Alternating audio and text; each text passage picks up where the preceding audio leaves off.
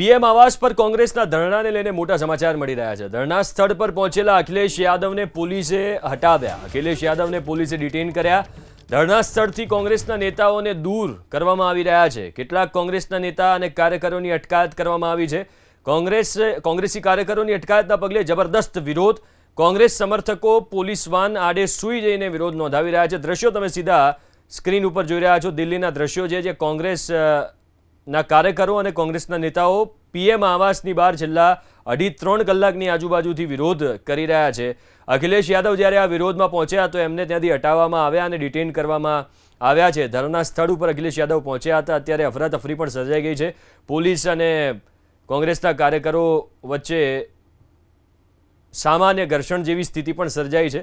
ધરણા સ્થળથી કોંગ્રેસના નેતાઓને દૂર કરવામાં આવી રહ્યા છે, કાર્યકરોને દૂર કરવામાં આવી રહ્યા છે। કેટલાક કોંગ્રેસના નેતાઓ છે, કાર્યકરો છે, એમની અટકાયત પણ કરવામાં આવી છે। કોંગ્રેસી કાર્યકરોની અટકાયતના પગલે જબરદસ્ત વિરોધ જોવા મળી રહ્યો છે। સીધા દ્રશ્યો તમે સ્ક્રીન ઉપર જોઈ રહ્યા છો। અખિલેશ યાદવ પણ ત્યાં ઉપસ્થિત હતા, જોકે તેમને ડિટેન કરવામાં આવ્યા છે। પોલીસ તેમને ત્યાંથી લઈ ગઈ। રાહુલ ગાંધીના ધરણા મુદ્દે જીતેન્દ્રસિંહે પણ સ્પષ્ટતા કરી છે। નીટ પેપર લીક મુદ્દે સદનમાં ચર્ચા કરવા સરકાર તૈયાર હોવાની વાત મંત્રી જીતેન્દ્રસિંહે કરી છે। રાહુલ ગાંધીની માંગણી સંતોષાય છતાં ધરણા યથાવત હોવાની વાત જીતેન્દ્રસિંહે કરી। આ દાવો તેમણે કર્યો છે। ચર્ચાની માંગણી સ્વીકારવી તો શિક્ષણ મંત્રીના રાજીનામા પર અડગ હોવાની વાત તેમણે કરી। રાહુલ જેવા નેતાઓના નિવેદનમાં વારંવાર ફેરબદલી અયોગ્ય। રાહુલના ધરણાને કારણે લોકોને અસુવિધા થતી હોવાની વાત જીતેન્દ્રસિંહે કરી છે। પ્રિયંકા ગાંધીને પણ ધરણા સ્થળ પરથી દૂર કરવામાં આવ્યા છે। લગભગ 2.5-3 કલાકથી કોંગ્રેસ પીએમ આવાસની બહાર આ ધરણા ધરી રહી છે ને જે બાદ અત્યારે આ સ્થિતિ સર્જાઈ છે। કેન્દ્રીય મંત્રી જીતેન્દ્રસિંહ તેમને મળવા ગયા હતા અને સંવાદ સાધ્યો હતો। દાવો એવો કરવામાં આવી રહ્યો છે મંત્રી તરફથી કે રાહુલ ગાંધીએ જે માંગ કરી એ સ્વીકારવામાં આવી છે, તેમ છતાં પણ આ ધરણા યથાવત છે। જીતેન્દ્રસિંહે કહ્યું કે શિક્ષણ મંત્રીના રાજીનામા પર અડગ હોવાની વાત કોંગ્રેસે કરી છે। સાથે જ કહ્યું કે રાહુલ ગાંધીની માંગણી સંતોષાઈ ગઈ છે, છતાં તેઓ ધરણા યથાવત રાખી રહ્યા છે। તમે દ્રશ્યોમાં પણ જોઈ શકો છો, પ્રિયંકા ગાંધી પણ ત્યાં ઉપસ્થિત છે। અખિલેશ યાદવ જ્યારે ત્યાં પહોંચ્યા ત્યારે પોલીસે તેમને સાઈડમાં કર્યા, તેમને ડિટેન કરવામાં આવ્યા છે, ત્યાંથી હટાવવામાં આવ્યા છે।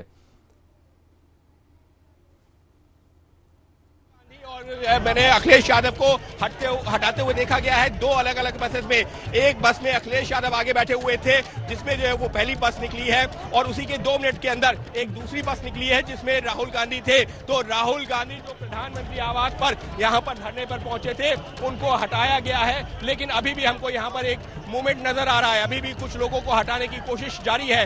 तो फिलहाल इस वक्त जो है प्रधानमंत्री आवास के बाहर राहुल गांधी, हम कह सकते हैं जो पिछले करीबन 3 घंटे से धरने पर बैठे हुए थे, तो वो अब हट चुके हैं। राहुल गांधी के समर्थन में अखिलेश यादव आए, मुश्किल से 2 मिनट यहाँ पर रह पाए और उनको भी हटा दिया गया है। तो एक एक करके जो कांग्रेस के तमाम नेता यहाँ पर मौजूद थे उनको हटाया गया। हम कोशिश करेंगे, अगर हमको कोई नेता मिल सकता है तो हम उनसे बातचीत करने की भी। संदीप दीक्षित अभी हमको दिख रहे थे।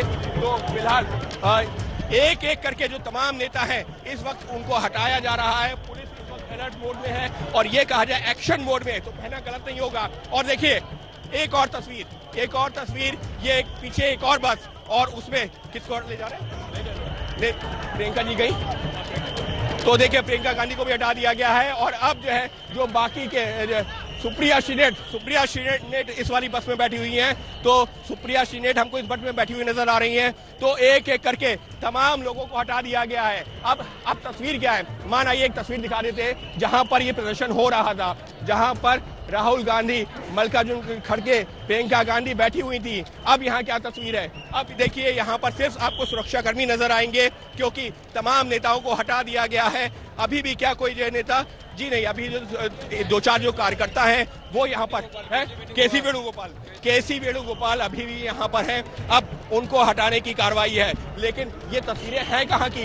ये तस्वीरें हैं प्रधानमंत्री आवास के ठीक बाहर, जहाँ पर राहुल गांधी पिछले 3 घंटे से प्रियंका गांधी के साथ में धरने पर बैठे हुए थे, प्रदर्शन कर रहे थे। तो अब उनको जो है यहाँ से हटाया गोपाल, क्योंकि यहाँ पर मौजूद है अभी भी, लिहाजा उनको हटाने की कोशिश की जा रही है। लेकिन एक जो है जो पिछले 3 घंटे से जो एक धरना चल रहा था,